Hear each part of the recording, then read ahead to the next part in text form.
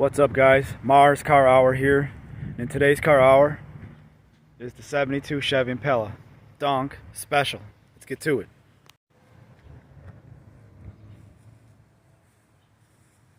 Everybody seems to love this thing. I acquired it through a friend, but I want to go over the car in detail, show you guys just really what you're looking at, what I'm working with rust wise, and so far what I've done to it. It's got that iconic 72 front end. That's the cool thing about these old rides, is they're very iconic to the year. Everybody was like that. Mopar, GM, Ford Motor Company.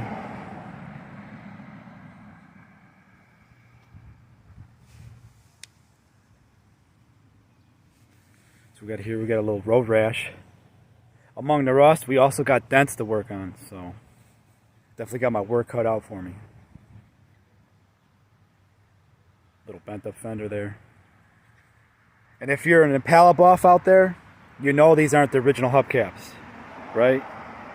I'll let you take a minute to figure out, see if you can figure out what year these hubcaps are. What year, what model? I'll give you guys a few more seconds. These are the most iconic hubcaps of the 70s Impala. Are you ready? Okay. These hubcaps come from 1973 Chevy Impala. Not the Caprice, not a 72, not a 74, the 73.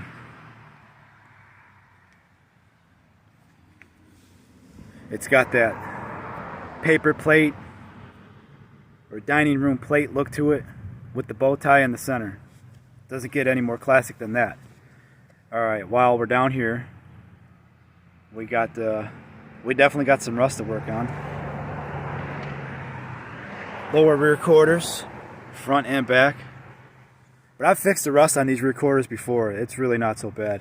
That's like probably the easiest rear quarter to repair, because it comes down on this angle. But what a lot of people don't realize, or maybe they just don't take it into consideration, when you're doing the repair on these from the factory, there's like a spot right here where it goes in. It's not just flat.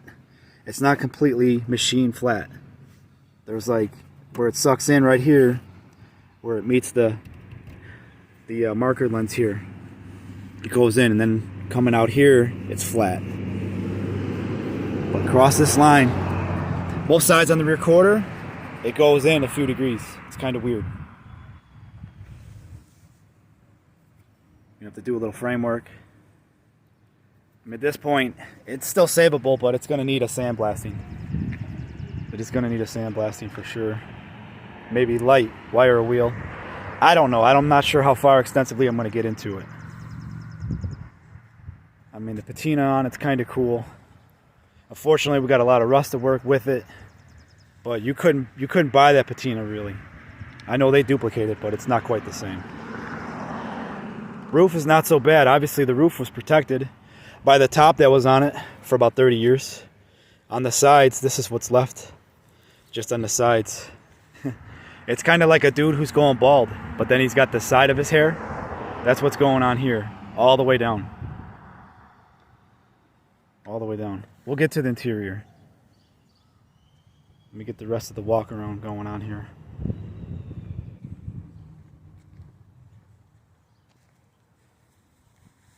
I wouldn't say one side of the car is better than the other, not at all. They both have their work cut out for it. As far as the fenders go, I would say just new fenders all the way around.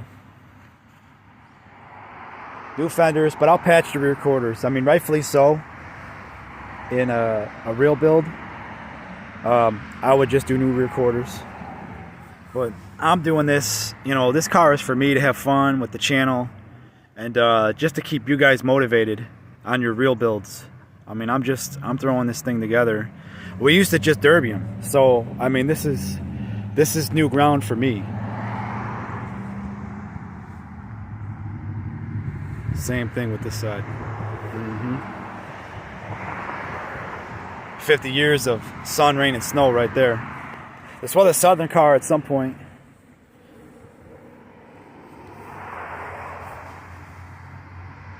Lower rear quarters again. This side's almost gone. So like I said, no big deal. I've done the work on them before like that.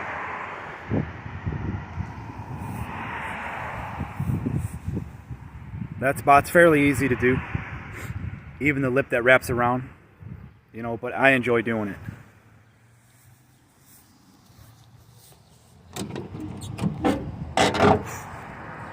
What do we got here? We got the official Donk signification right there. That's how you know what you're working with.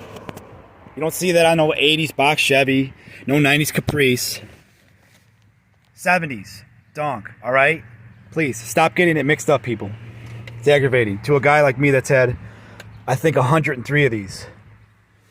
Yes, I've had 103 of these old Chevy Impalas. And about half of them had this problem going on. What do we got there? Exhaust hanging out? Yeah. We still need to hook that up. So, 104,000 miles. Can't complain. We got almost like bullet looking holes in the windshield. You know, it was just outside of Chicago for a long time. We got this interior. I'm so used to this, but I don't even know what to call this. Interior's not so bad. I mean, it's not great, but it's not bad. Obviously, we need to do a little work there. Let's check out the trunk. Have my special Snap-on trunk key, thanks to Snap-on. Probably $130 screwdriver now. It's almost as old as the car. And it's specially made to the car because these old shit boxes often do not have the trunk locks or trunk keys to them. So, gotta discard that. Original spare tire equipment with the jack and original rust to go with it. So we got a corner there. We got a patch. As you can see, the recorder work. It's really easy to get to, like I said. I'll enjoy doing it. No big deal to me. Trunk's not bad, right? But it's got some soft spots that you got to work with. We got to get through all that. I'm not going to redo the whole thing. We got a few other parts cars. So, by chance, I'll get most of the metal that I need. Cut it out of those that we're going to derby and drop it into this one where it'll be of better use. I mean, that shit, I mean, it's nice to have it in a derby car, but you don't need it.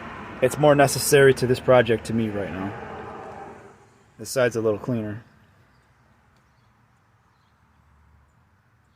And then the trunk lid, it's pretty baked on top. A lot of surface rust. I don't think that will keep it. We got some other ones that have a nice paint surface. We'll probably switch it out. We got the original instructions. Original paint. Some kind of green. Like green goblin. Greenish brown at this point.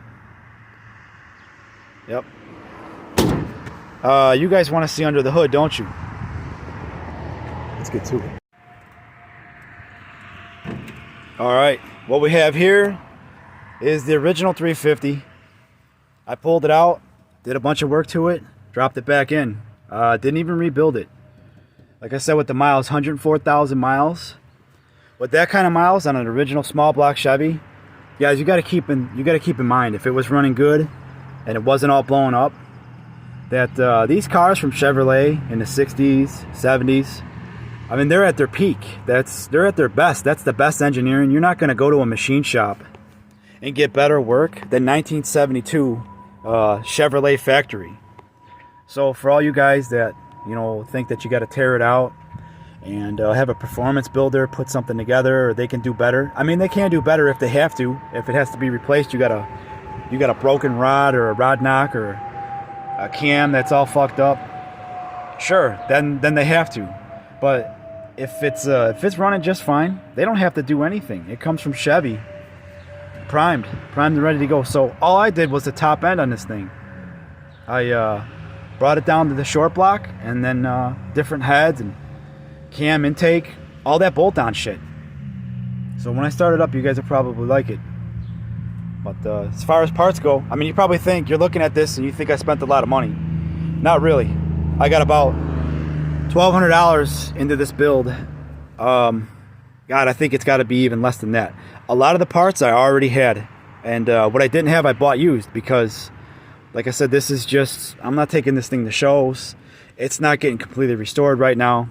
It just needed to be uncut and ready for you guys to enjoy, me to play around with. So we got 305 heads. Those were in the garage. A used comp cam that was in the garage. 470 lift, hydraulic cam. You know, something a little bit bigger than an RV cam. Edelbrock Performer intake, the EPS, so the better version of the Performer. I bought that used.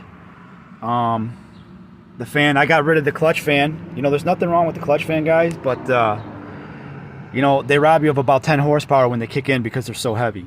So, I mean, if you got anything, you want to go a little bit aftermarket, you know, it doesn't hurt to throw a flex fan on there. I'm not a big, huge supporter of them, but, you know, with a very mediocre build like this, I mean, 10 horsepower is 10 horsepower, right? So, stock distributor, nothing crazy there. Actually, the cap, the coil, and the wires is used out of another car, so I could update that whenever I'm ready. Headers, I bought them used. I think they were like 80 bucks. Carburetor we had, 2-barrel 500 CFM carburetor, rips. I know you guys don't have not a lot of people out there experienced with that, but we use them on our race cars or, you know, derby cars, you know, whatever the application. It works pretty smooth with this setup. Other than that, TCI stall converter, 2800 RPM. A little bit much, but it hooks up nice. So that's about it for the engine build. You know, and this valve cover setup, I know you guys are wondering maybe what that is.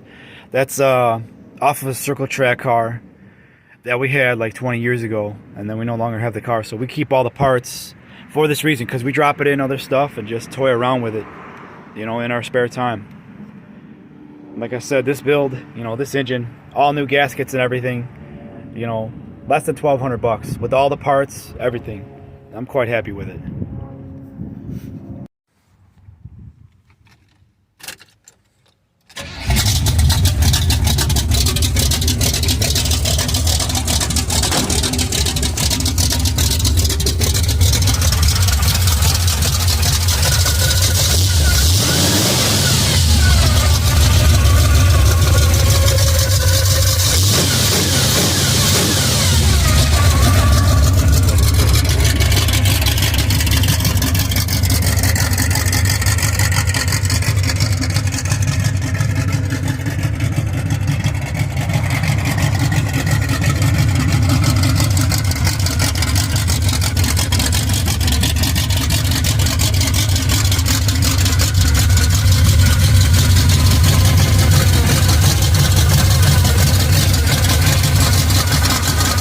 Let me know what you guys want me to do next. I'm going to do something with the wheels.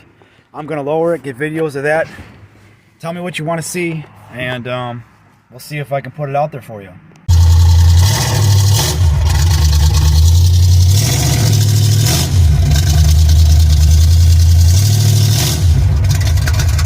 Well, now I'm walking down the street. Lost a hubcap on the way home.